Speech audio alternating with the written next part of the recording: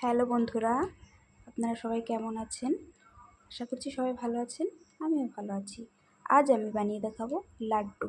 লাড্ডু কীভাবে বানায়? প্রথমে আমি কড়াইতে সামান্য জল নিয়ে নিয়েছি, তারপরে চিনি দিয়ে দিয়েছি। চিনিটাকে গলিয়ে নেব। কিছুক্ষণ এভাবে নাড়িয়ে চিনিটাকে গলিয়ে নেব।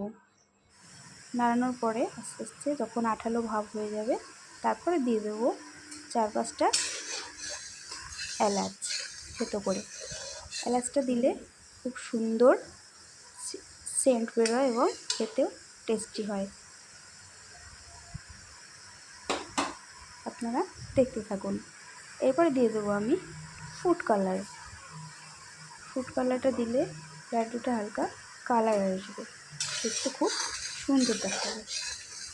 দেখুন কি সুন্দর একটা কালার এসছে। কিছুক্ষণ ফুটবে, হালকা আর 2 ফোঁটা দিয়ে দেবো এবং কালারটা হালকা হয়ে গেছে। দেখুন বন্ধুরা কি সুন্দর একটা কালার এসছে। এরপরে আমি দিয়ে দিয়েছি বুন্দি। দিয়ে দেওয়ার পরে কিছুক্ষণ এভাবে নাড়িয়ে চাড়িয়ে রেখে দেবো। রেখে দিয়ে লাড্ডু বানিয়ে নেব। ঠান্ডা হয়ে গেলে বানিয়ে নেব।